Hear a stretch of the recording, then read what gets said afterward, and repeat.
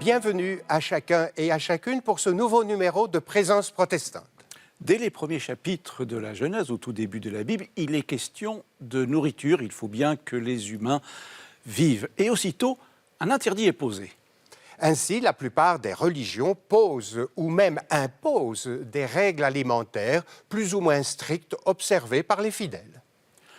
En même temps, dans nos sociétés occidentales, les régimes alimentaires évoluent. On voit apparaître de nouveaux régimes, régime végétarien, le végétalisme, le vegan, et aussi toujours le régime omnivore. Quels sont donc les liens entre la spiritualité et la nourriture? C'est ce que nous verrons avec nos deux invités. Le premier est un tout jeune pasteur, il est vegan depuis 10 ans, il va nous raconter son parcours. Le second est anthropologue, chercheur en études d'Extrême-Orient. Allons les rejoindre, nous nourrir de leurs paroles.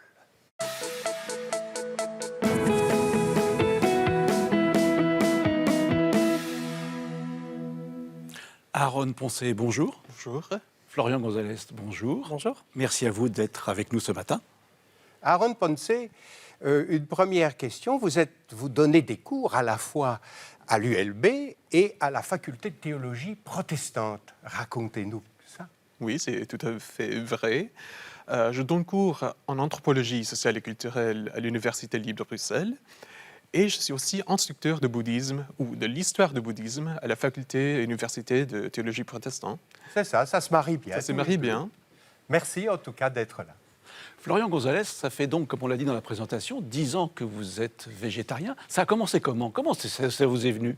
C'est pas naturel au départ, si j'ose dire. Non, c'était vraiment pas naturel pour moi, qui vient d'une culture alsacienne, qui suit de Strasbourg en France, où la culture culinaire, au contraire, est très omnivore, voire carnivore. Ça complique. Et en fait, effectivement, ça n'a pas été évident, mais en fait, c'est venu de manière assez fortuite. On avait simplement des amis qui avaient des intolérances alimentaires, et ça nous a mené, ma femme et moi, à commencer à découvrir d'autres cuisines, d'autres manières de cuisiner, notamment la cuisine végane, par exemple.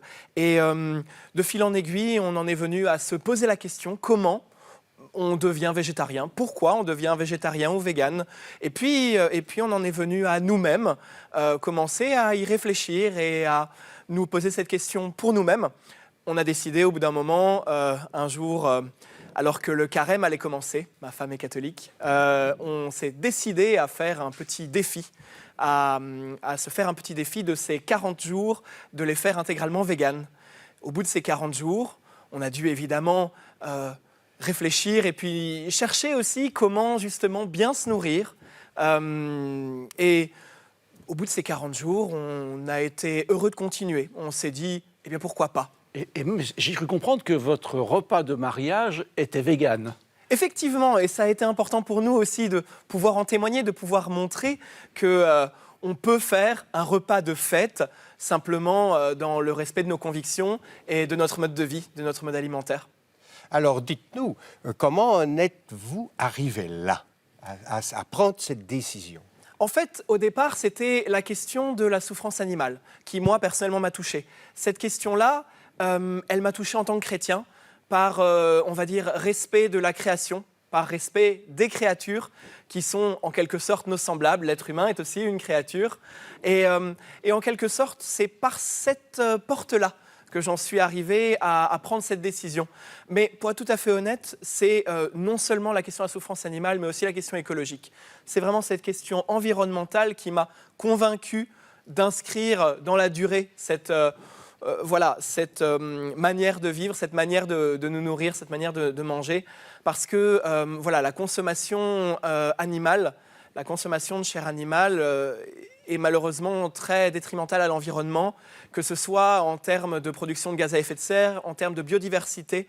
Et donc, c'est par conscience écologique, j'ai envie de dire. Et puis tout simplement, peut-être la dernière chose que je peux mentionner là-dessus, c'est que aussi, cette décision, on l'a prise parce qu'elle était possible.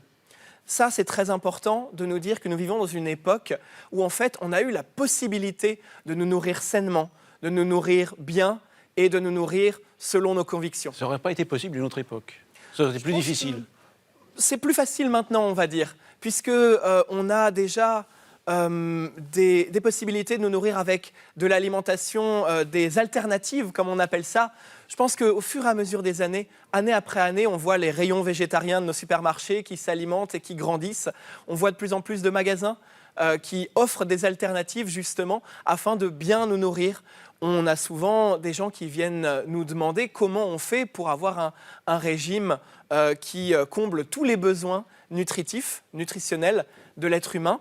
Et effectivement, il y a des besoins en protéines, des besoins en vitamines qui maintenant, avec les compléments alimentaires, qui maintenant, avec toutes les alternatives qui existent, avec des apports en protéines, en fer, etc., qui font qu'à notre époque, c'est beaucoup plus simple que ça l'était par le passé. Alors, une petite question toute personnelle. J'ai appris que vous aimiez énormément la viande. Oui, effectivement. Alors, aujourd'hui, ça vous manque? Comment vous vivez ça?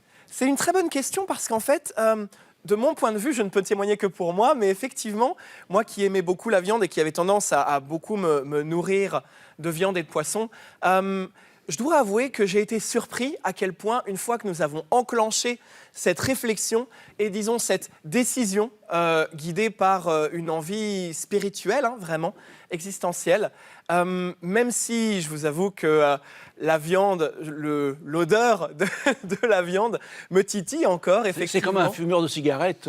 Voilà, il y a un petit peu de ça. Il y a un rappel, effectivement, ça reprend. Mais malgré tout, je pense que quand on est décidé... La conviction est plus forte. Effectivement, et je ne vis pas ça comme un interdit, en tout cas. Personnellement, je pense que, effectivement, quand je sens l'odeur de la viande, j'ai quelque chose qui est titillé en moi.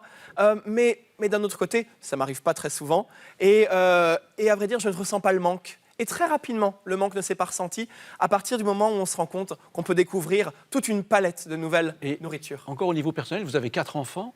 Oui. Donc c'est possible d'avoir des enfants en étant végétarien. Oui, tout à fait. Et eux participent sans problème, sans souci. Tout à fait. Et à vrai dire, c'est justement par conviction personnelle et j'ai envie de dire familiale aussi.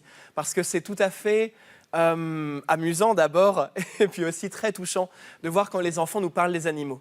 De voir quand ils nous parlent des animaux et à quel point, voilà, les enfants grandissent avec une passion pour la nature. Ils grandissent avec un émerveillement pour la nature. Et de se rendre compte que les enfants... Pour eux, j'ai envie de dire, c'est peut-être plus naturel que ça l'a été pour moi, d'ailleurs, puisque eux n'ont aucun problème à se dire que les animaux sont leurs amis, pourquoi leur faire du mal? Et alors, leur expliquer a été extrêmement naturel, oui, tout à fait. Et la décision qu'on a prise, ils la vivent de manière tout à fait joyeuse, j'ai envie de dire. Voilà, Monsieur Ponce, merci beaucoup à Florian. Monsieur Ponce, quel est votre regard d'anthropologue sur cela, d'un point de vue historique? D'un point de vue historique, mais aussi sociologique, on dit qu'il y a toujours des liens très étroits entre l'alimentation et la religion. D'abord parce qu'il y a des animaux qui sont considérés soit comme des animaux sacrés, comme les vaches et les veaux chez les hindous, des émanations des divinités, mais aussi des animaux qui sont considérés comme sales, que ce soit physiquement, moralement, spirituellement, comme le porc chez les juifs et les musulmans. Impur, une autre manière de dire. Il y a aussi le concept des vertus ou des énergies qu'imbibe la personne qui mange la chair. Par exemple, dans la religion taoïste en Chine, il faut offrir 3 sortes de viande pour que les divinités puissent absorber leurs essences et puis donner des bénédictions aux fidèles. Mais plus importante que ça, et moi je dis ça en tant qu'anthropologue, c'est que l'alimentation, ça représente vraiment le rapport entre l'individu, la personne et sa communauté, et la nature et les autres êtres vivants, comme par exemple dans le cas des hindous et des bouddhistes.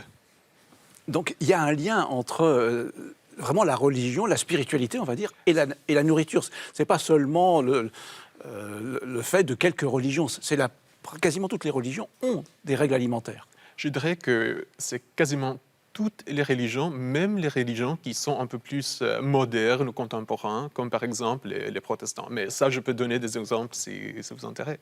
Oui, mais on viendra là-dessus un peu plus loin dans notre émission. Monsieur Florian González, vous, quel est votre point de départ d'un point de vue théologique, religieux? On a dans le Nouveau Testament quand même des ouvertures très fortes sur manger tout ce qui se vend sur le marché, par exemple, pour l'apôtre Paul. Et Jésus n'a pas été en reste pour un peu bousculer les idées de son temps et du judaïsme de son temps là-dessus. Tout à fait. Alors, c'est un point de départ très important de se rendre compte qu'il y a effectivement ces règles rituelles dans le judaïsme de l'époque. Et effectivement, le christianisme ouvre à une liberté. Ça, c'est très important de le noter, que ce soit par l'apôtre Paul. Il y a même des mentions, en quelque sorte, du végétarisme, dans l'Épître aux Romains, par exemple, où l'apôtre Paul juge faibles les personnes qui ne mangent que des légumes. Pareil avec l'apôtre Pierre, en Acte 10, par exemple, où il voit en vision, justement, une demande de manger tous les animaux possibles. C'est une liberté qui est offerte par rapport aux règles rituelles du judaïsme antique. Et effectivement, cette liberté, elle est fondamentale, d'autant plus, j'ai envie de dire, en protestantisme. Mais il faut aussi se rendre compte que cette liberté, elle vient avec une responsabilité. Cette liberté, cet affranchissement des règles rituelles, il est dû au fait que, dans le christianisme, le sacrifice du Christ est suffisant pour nous assurer le salut par la foi. Il n'y a plus besoin de sacrifier des volailles, des taureaux, voilà. Exactement. Cette libération des règles rituelles, elle est effectivement fondamentale. On n'est plus tenu aux œuvres de la loi. On n'est plus tenu aux œuvres de la loi pour obtenir le salut. Ça, c'est vrai, on obtient ainsi une liberté, la liberté du chrétien, qui est essentielle dans notre foi. Cependant, cette liberté, elle vient avec une responsabilité, la responsabilité d'agir en sainteté, vers la sainteté, j'ai envie de dire. La sainteté, un mot, un grand mot. Qu'est-ce que vous mettez, vous, en tant que protestant, derrière ce mot sainteté? Pour l'inscrire dans le sujet du jour, oui. Je vais dire que la sainteté, c'est pas de croire que nos œuvres vont nous rendre moralement grands. Il faut faire quelque chose pour plaire à Dieu. Voilà, exactement. L'important, c'est de rendre grâce. C'est d'agir de manière aimante envers Dieu, de la même manière que Dieu nous a aimés. On est justifié, comme on dit dans le jargon théologique, on est justifié par la grâce de Dieu. Une fois que Dieu nous a déclarés justes, une fois qu'on se rend compte qu'on est les enfants de Dieu, c'est justement par la joie de cet amour qu'on a envie d'agir. Là encore, c'est un terme un petit peu jargonneux de dire de manière sainte, par sanctification, mais il y a une vérité là-dedans qui est qu'on a envie de rendre grâce à Dieu. Et de quelle manière? En aimant un autre. En aimant, en respectant aussi la nature. Exactement. Finalement, il faut une cohérence entre l'amour qu'on a pour Dieu et l'amour pour la création autour. Il y a une cohérence interne de la personne avec son environnement et avec l'entité supérieure. On va prendre un terme un peu global. Exactement, et comme vous l'avez dit en introduction, dès les premiers versets de la Genèse, dès le premier chapitre de la Genèse, dès les premières pages de nos Bibles, on voit que Dieu donne l'herbe, les graines, les fruits pour nourriture à l'être humain. Et il nous fait aussi ces créatures, nous sommes aussi en tant qu'êtres humains les créatures de Dieu, de la même manière qu'il a créé toute la nature, qu'il a créé ces autres créatures. Et lorsque, dans le premier chapitre de la Genèse, il dit aux êtres humains de dominer, soumettez le monde, soumettez cette création, il ne demande pas d'en abuser. Il le dit juste à côté de la création de l'homme à son image. Ça, c'est fondamental dans ma foi personnelle et je pense dans la théologie chrétienne que l'on est invité à avoir ce lien avec la nature qui n'est pas un lien de domination abusive, mais qui est un lien de préoccupation, de porter un souci pour cette nature et de la gérer, comme on dirait, en bon père de famille. C'est-à-dire, on va corriger un peu la présentation qu'on a faite tout à l'heure. Les règles alimentaires ne commencent pas par une interdiction, mais par des autorisations. Exactement. Vous mangerez de toutes les herbes des champs, vous pouvez manger de tous les arbres du jardin. L'interdit vient après seulement. Exactement. Qu'il faut toujours s'en rappeler. Oui, tout à fait. C'est d'abord une autorisation, c'est d'abord un don. Ça commence par un don. Ça commence par le don de la nature, des herbes, des graines, des fruits, etc. Alors, dans une vision très idéale de ces temps premiers, évidemment, de ce jardin, mais cet idéal, il me semble important dans notre récit de foi. Monsieur Ponce. C'est intéressant de dire que ça commence avec des autorisations et non pas des interdictions, parce que dans le même livre de Genèse, on voit que le fruit de l'herbe de connaissance du mal et du bon, c'était aussi interdit à Ève et Adam. Mais bon, c'est vrai aussi que l'amour pour la nature et la création, ça existe non seulement chez les chrétiens, mais pour les autres religions aussi. Et donc, ça, c'est quelque chose qu'on partage. Mais je voudrais parler de quelque chose d'autre, c'est-à-dire le concept de pureté et de sainteté dont vous avez parlé tout à l'heure.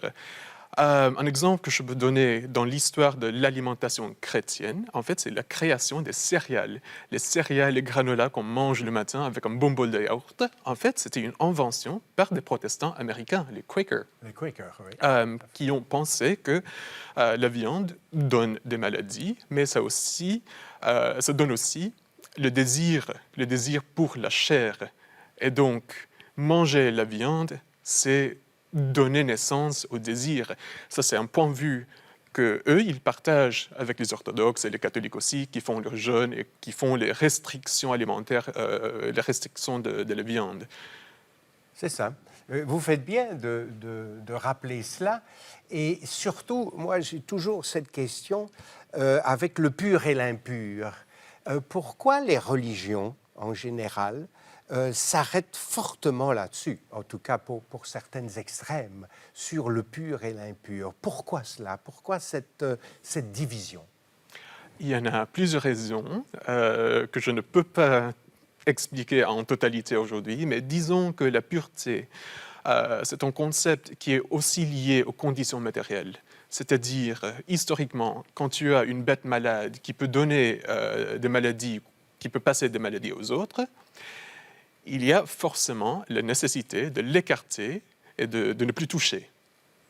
Et comme tout ce qui est guérison, grâce, santé, abondance, etc., était attribué aux divinités, ça veut dire que l'inverse est vrai. Tout ce qui est maladie, tout ce qui est peste, ça peut être attribué aux forces du mal. Et donc, une bête qui donne la maladie, qui est donc impure, ne peut pas être de nature divine. C'est ça.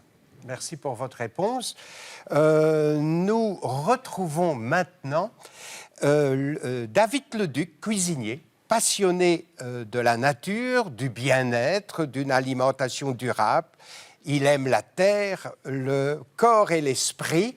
David Leduc, pour qui tout est lié intimement. Nous le rejoignons maintenant. C'est un reportage de Fabien Ruel et de Dimitri Toubat. En fonction de ce que vous allez manger, ce que vous allez consommer, votre corps va réagir différemment. Vous n'aurez pas les mêmes sensations selon si vous mangez plus de viande, plus de légumes. Votre corps va réagir totalement différemment. Les produits trop sucrés vont avoir un impact sur votre santé. Donc il est vraiment important de s'alimenter correctement.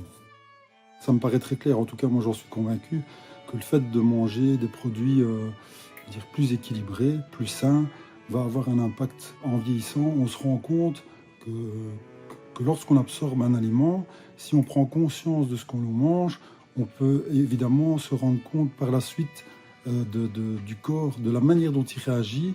On sent les choses différemment. Vous allez manger plus gras, vous allez vous sentir peut-être plus fatigué, plus sucré également. L'alimentation, c'est historique, donc on doit aller rechercher beaucoup plus loin dans l'histoire et revoir complètement notre manière de s'alimenter, du moins actuellement. Beaucoup de personnes y sont attachées, elles sont sensibles à cette alimentation, mais c'est clair que voilà, ça a évidemment un impact sur le mental et sur le physique, bien évidemment. On devient ce qu'on mange, quelque part, c'est pas faux. Si vous allez manger un produit qui est naturel, qui n'a pas été pulvérisé, qui a été, on va dire, cultivé avec amour aussi, sur la terre dans laquelle vous le cultivez, par rapport à un produit qui a été produit industriellement, avec des pesticides, il est clair qu'à un moment ou à un autre, ça va se répercuter sur votre santé. Il y a moyen aussi d'équilibrer, même dans un dessert, en proposant un dessert moins sucré, en introduisant des légumes aussi dans ces desserts. Je veux dire anodinement, parce que un enfant n'aime pas forcément les légumes, mais il y a moyen de travailler ça avec un peu de camouflage. Et la nourriture peut élever l'esprit. Le fait de se questionner sur ce qu'on mange, ça élève déjà notre esprit. Puisqu'on se pose des questions, on prend pleine conscience sur les aliments qu'on consomme, d'où ils viennent, qui les a cultivés, comment ils sont arrivés jusqu'à l'échoppe. Il y a plein de questionnements autour de ça, donc forcément il y a une réflexion, donc ça fait travailler l'esprit. Et après, évidemment, l'aliment qu'on mangera nous fera probablement réagir différemment au niveau cérébral. Voilà, comme le poisson, on sait très bien que le poisson est riche en phosphore, ça alimente notre cerveau. Je vais un peu plus loin dans mon raisonnement. Si on prend les Nutri-Score, vous allez prendre l'huile d'olive, va être très très mal cotée. On va aller plus vers le E que le A. Mais l'huile d'olive, elle est très importante pour notre cerveau. Elle libère aussi des substances qui vont nous faire réfléchir probablement mieux. David Leduc a dit dans ce reportage, on devient ce qu'on mange. Vous en pensez quoi, Florian? Je pense que c'est fondamental de se rendre compte, comme on l'a dit, du besoin que chaque être humain a. Qu'effectivement, il y a un côté, disons un aspect d'identité, j'ai envie de dire, dans ce que l'on mange. On se rend compte de ça, surtout quand on change son alimentation et quand derrière on se heurte parfois à l'incompréhension. Ma famille alsacienne, je peux vous dire. Ça n'a pas été simple. Non, effectivement. Et c'est assez vrai qu'il y a un aspect, ça nous définit, quoi. Ce que l'on mange, ça nous définit. Et c'est une partie quand même... Votre fille aînée à la cantine revendique son végétarisme. Oui, tout à fait, tout à fait. Et c'est devenu quelque chose d'assez drôle de voir qu'elle elle est la seule qui a sa place, puisqu'elle est identifiée comme la végétarienne pour pouvoir être servie d'un repas végétarien. Et elle en est peut-être très fière, très contente de dire que c'est ses amis les animaux et qu'elle ne veut pas manger de ses amis les animaux. Ouais. Aaron, on devient ce qu'on mange, vous en pensez quoi? En tant qu'anthropologue. En tant qu'anthropologue, disons qu'il y avait plein de cultures qui ont pris cette phrase dans son sens littéral et que ça existe toujours. Par exemple, dans les religions védiques, comme l'hindouisme ou le bouddhisme, manger quelque chose qui est nourrissant et qui est d'une provenance divine, ça peut changer l'énergie du corps, ça peut changer l'énergie d'esprit. Donc, que ce soit le sens littéral ou le sens métaphorique, ça peut aller pour les deux. Alors, continuez, puisque vous êtes bouddhiste et vous venez de nous parler un peu du bouddhisme. Et concernant les autres religions, qu'est-ce que vous aimeriez préciser?